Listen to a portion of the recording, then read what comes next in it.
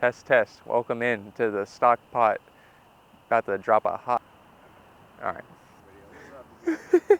Everything is canon. Okay, welcome back, brothers. We know that you all are only here for the form videos. You don't care anything about how to build a stock, how it needs to slow cook, what bones to put in, what fat to put in. You know, you need to make sure you have the right herbs and spices. The moisture level is critical, honestly. That's probably the biggest thing. But today, not talking about any of that. We're talking about angles.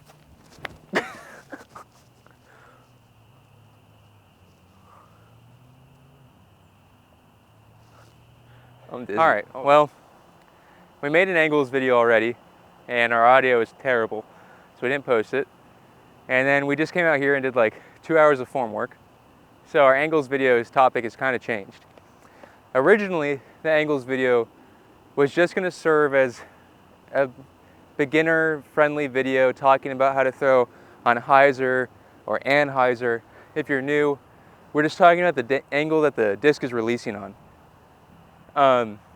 Hyzer release angle is going to be when our body is tilted forward slightly and we're letting our arm swing up.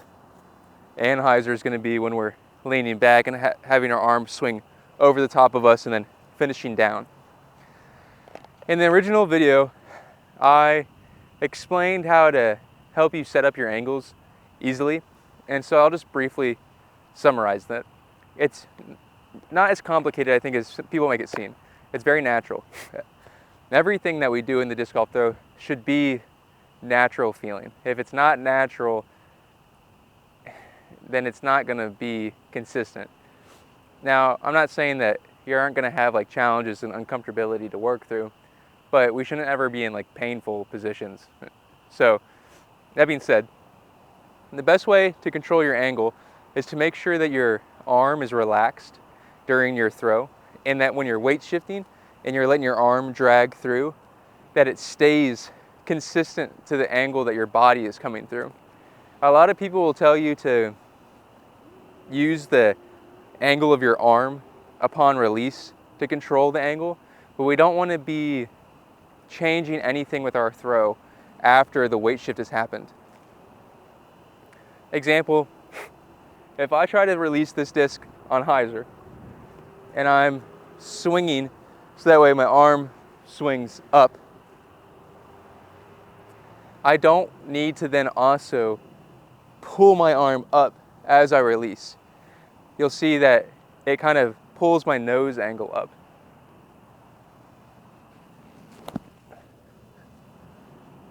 It's enough just to set my arm in this stretched position and then allow my weight shift to just pull my body through naturally.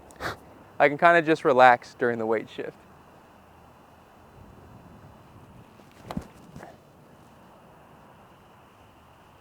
If you're struggling with nose angle, I think that really is going to be the best thing to help you.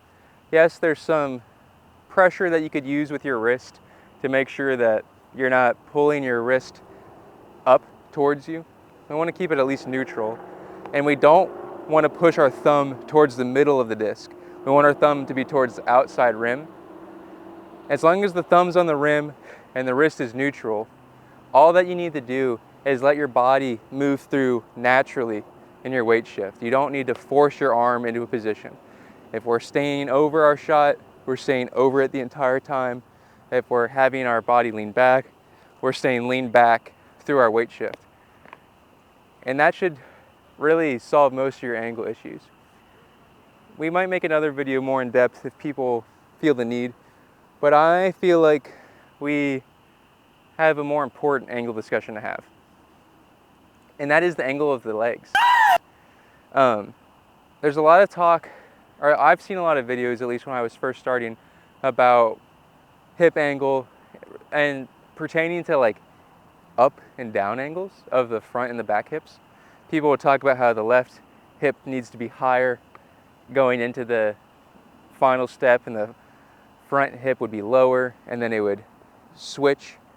And I don't necessarily disagree that that's happening, but I don't think that's what's important to think about. I think it's more important to think about the position of our hips in relation to each other when it comes to them being open or closed. When we are taking our walk up and our X step, we're not thinking about our hip angle, at least until we take this X step. And when we cross this step here, the purpose of this step crossing is, one, to help our weight continue forward into the brace, but also it's setting up an angle for our whole body to stretch against. We've talked about in the timing video how you take this X step and you stretch against it, and you have your front leg be open, and you stay open through there, and then your weight will shift between your legs and that will power the throw. What we didn't discuss is how those leg positions need to be specifically. It's my belief that when this X step comes through, we want our left leg, or we'll say our back leg, the leg that's taking the X step, to be set towards an internally rotated position.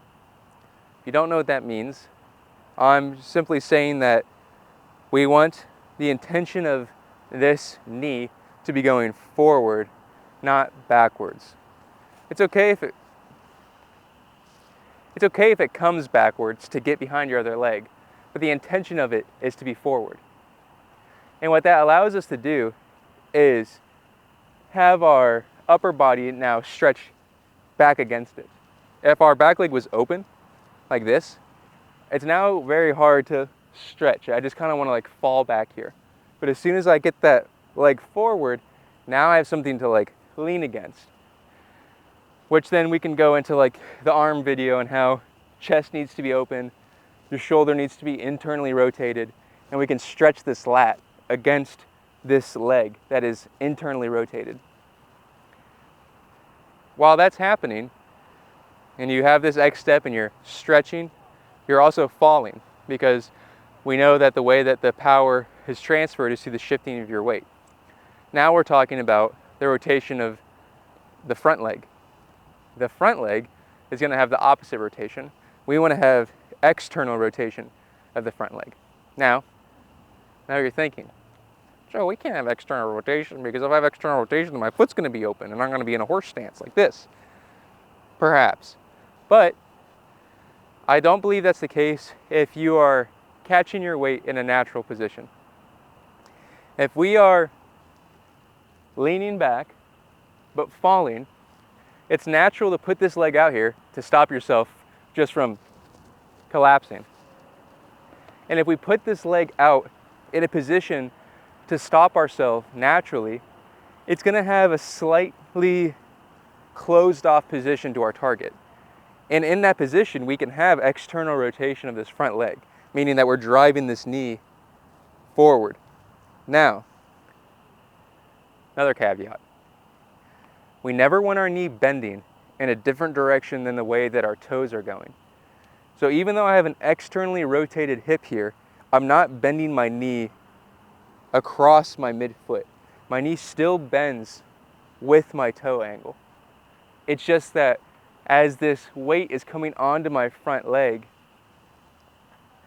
I'm trying to push my leg against the ground away from me, instead of perhaps walking onto the leg, like falling on top of the leg, or falling backwards onto the leg. It's more as like I'm catching myself. I think a way to practice this would be to do light little ski jumps. It is very natural. You're going to want to push yourself off and then catch yourself on the angle that your body's moving. You wouldn't sit here and like rodeo jump. Ooh, 2020. All right, example time. I'm going to do some throws from this angle, and what I want the focus to be is that as I'm X-stepping, to see how my torso and my upper body is leaning back against this leg, even though my weight is continuing forward.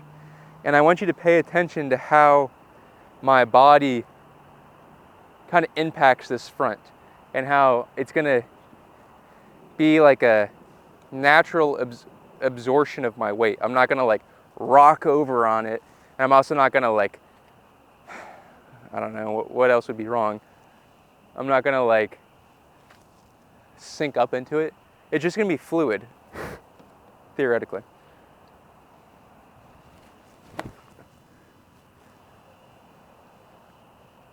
I'll do another one. Also exemplify some angles. I want to throw this on a deep hyzer angle. So I'm gonna make sure that my torso is bent over and then my arm is straight back. And so something that people struggle with angles is that when they're reaching this arm back, they'll reach it down. If your arm's reaching down, it has to go up. Your arm's gonna do the opposite of wherever it is. So if I have it straight, it's gonna come through straight.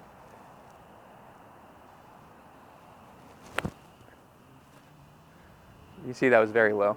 I'll try that again.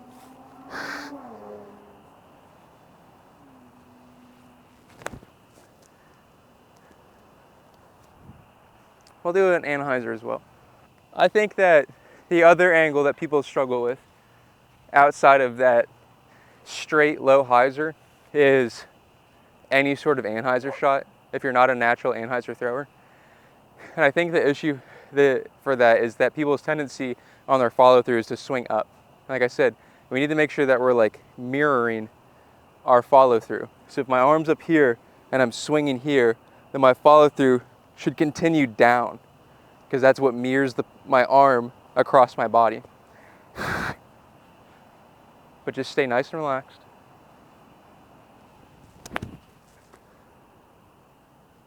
And hopefully it's coming across how fluid my body's moving through that.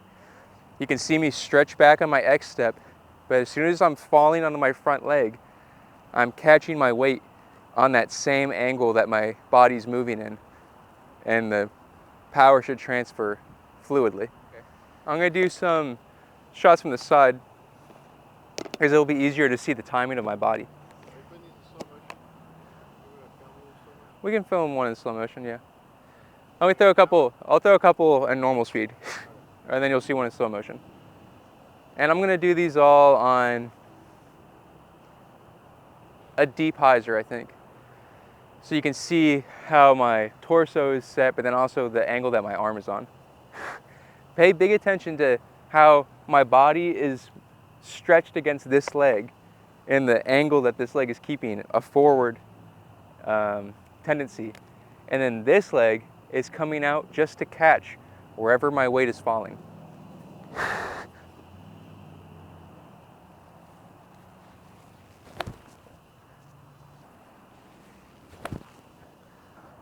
My back. I wasn't hurting earlier. I think I got it, yeah. Yeah, it felt better. I get, so that's, okay, full transparency. I get some like rear hip pain. We'll call it back pain. That's not really like my spine. It's these muscles right above my glute. And sometimes it leaks even a little bit forward, more into directly my side. And what I believe that's from is a strength and mobility issue of, as my weight is coming down onto this leg, instead of catching it in a strong position like this, I kind of sink onto my hip. So it's important that when we're having this leg out, that we are falling in a safe way, in a way that we're able to catch our weight. So for instance, when I'm having some pain in my back because of some weakness, it's best to slow my throw down and make sure really focus on where I'm falling to. So maybe not trying to get as deep of a stretch against it, but really paying attention to where my body weight is going. And that didn't hurt. All right, let's try a slow-mo.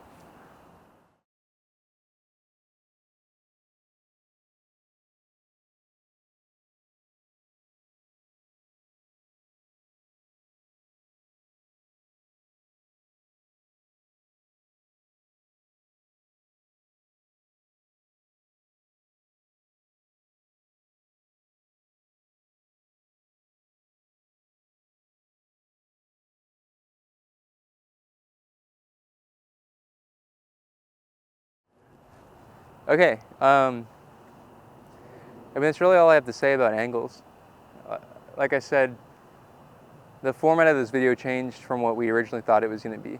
But I think that this leg angle is more pertinent to more people that are going to watch this. And I really think that when it comes to angle of like releasing the disc, it's not as complicated as you may think it is. It's just about relaxing and staying consistent through your throw. You know, if you're struggling with something specifically, record yourself and watch yourself. You may be surprised with what you feel like you're doing and then what you actually end up doing. So yeah.